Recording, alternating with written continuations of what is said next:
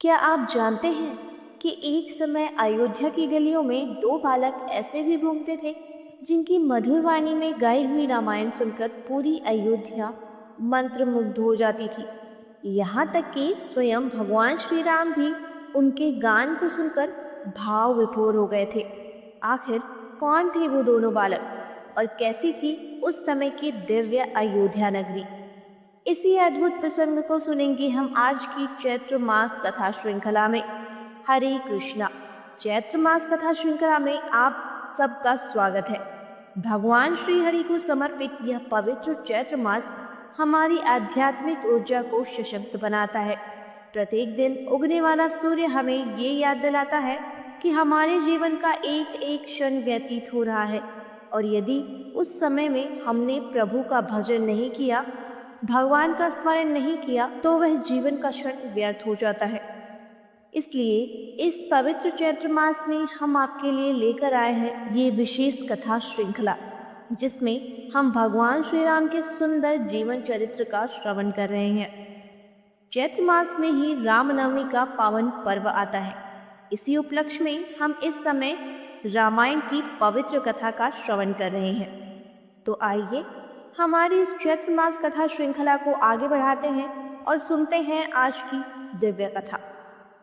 एक समय सर्वत्र प्रशंसित होने वाले दो राजकुमार लव और कुश अयोध्या की गलियों और राजमार्गों पर रामायण के श्लोकों का मधुर गान करते हुए विचरण कर रहे थे। उसी समय उनके ऊपर श्री रामचंद्र जी की दृष्टि पड़ी। उन्होंने उन दोनों तेजस्वी बालकों को अपने पास बुलाया, उनका यथोचित सम्मान किया और तत्पश्चात स्वयं सुवर्णमय दिव्य सिंहासन पर विराजमान हो गए। उनके साथ मंत्रीगण और उनके प्रिय भाई भरत, लक्ष्मण और शत्रुघ्न भी उपस्थित थे। उन सुंदर, विनम्र और तेजस्वी बालकों को देखकर श्री राम ने अपने भाइयों से कहा, हे बंधुओं, ये दोनों कुमार देवताओं के समान तेजस्वी हैं।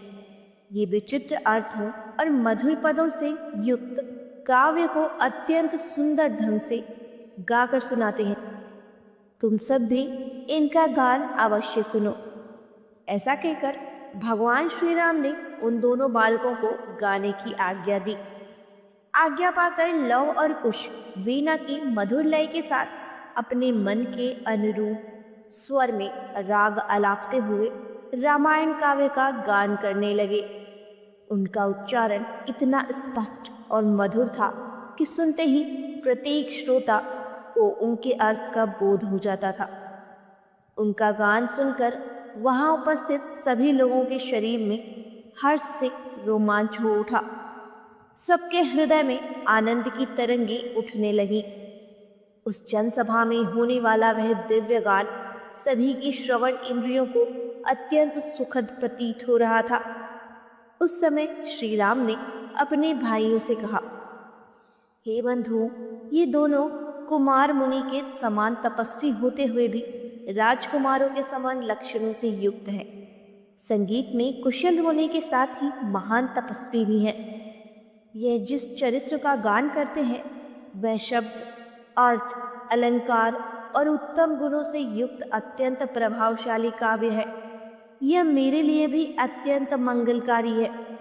इसके बाद श्री राम की आज्ञा से प्रेरित होकर लव कुश ने विधि पूर्वक रामायण का गान आरंभ किया।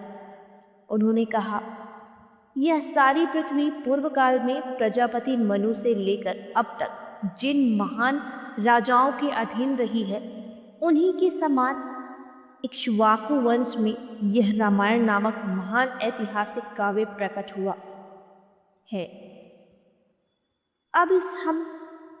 अब हम इस संपूर्ण काव्य का आदि से अंत तक गान करेंगे। इस समय इस रामायण के श्रवण से मनुष्य को धर्म, अर्थ, काम और मोक्ष, इन चारों पुरुषार्थों की प्राप्ति होती है। अतः आप सब लोग दोष दृष्टि का त्याग करके श्रद्धा भाव से इसका श्रवण करें। इसके बाद उन्होंने अयोध्या नगरी का वर्णन करते हुए कहा, कौशल नाम से प्रसिद्ध एक बहुत बड़ा जनपद था जो पवित्र सरयू नदी के किनारे बसा हुआ था। वह जनपद धन धान्य से संपन्न था, सुखी था और समृद्ध था। उसी जनपद में अयोध्या नाम की एक दिव्य नगरी थी जो समस्त लोकों में विख्यात थी। उस नगरी को स्वयं महाराज मनु ने बसाया था। वह भव्य नगरी लगभग 12 योजन लंबी और 3 योजन चौड़ी थी। उसके विशाल राजमार्ग दोनों ओर से सुंदर वृक्षों की पंक्तियों से सुशोभित थे। उन मार्गों पर प्रतिदिन फूल बिखेरे जाते थे और जल का छिड़काव किया जाता था। जैसे स्वर्ग में देवराज इंद्र ने अमरावती बसाई थी, उसी प्रकार राजा दशरथ ने भी अयोध्या नगरी को अत्यंत सुंदर और समृद्ध बनाया था। उस नगरी में विशाल फाटक, भव्य बाजार और अनेक प्रकार के अस्त्र शस्त्र संचित थे। वहाँ सभी प्रकार की कलाओं में निपुण शिल्पी निवास करते थे। सूतों और मागधों द्वारा राजा की स्तुति और वंशावली का गान किया जाता था। इस नगरी में ऊंची ऊंची अट्टालिकाएं थी जिनके ऊपर ध्वज लहराते रहते थे। चारों ओर उद्यान, आम के बगीचे और सुंदर वन उस नगरी की शोभा बढ़ाते थे। उस नगरी के चारों ओर गहरी खाई थी जिससे वह दूसरों के लिए लगभग दुर्गम बन जाती थी। घोड़े, हाथी, गाय, बैल, ऊंट और अनेक प्रकार के पशुओं से वह नगरी भरी पूरी थी। विभिन्न देशों के व्यापारी वहां आकर व्यापार करते थे। महलों का निर्माण अनेक प्रकार के रत्नों से हुआ था और वे आकाश को छूते हुए पर्वतों के समान प्रतीत होते थे। हर प्रकार से संपन्न वह अयोध्या नगरी इंद्र की अमरावती के समान प्रतीत होती थी। वहाँ का जल इतना मधुर था मानो ईख का रस हो। संपूर्ण नगरी में मृदंग, वीणा और अन्य वाद्यों की मधुर ध्वनि गूंजती रहती थी। वहाँ वेदों के ज्ञाता, अग्निहोत्री, संयमी और सत्यनिष्ठ ब्राह्मण निवास करते थे।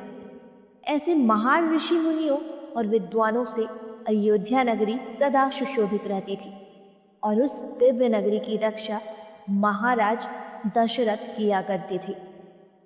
इसके बाद रामायण में वर्णन आता है कि महाराज दशरथ के शासनकाल में अयोध्या और वहाँ के नागरिकों की स्थिति कैसी थी, और वह अद्भुत प्रसंग हम सुनेंगे हमारी इस चैत्र मास कथा श्रृंखला की अगली कड़ी में कल इसी समय आपके अपने चैनल आस्था, श्रद्धा और भक्ति पर।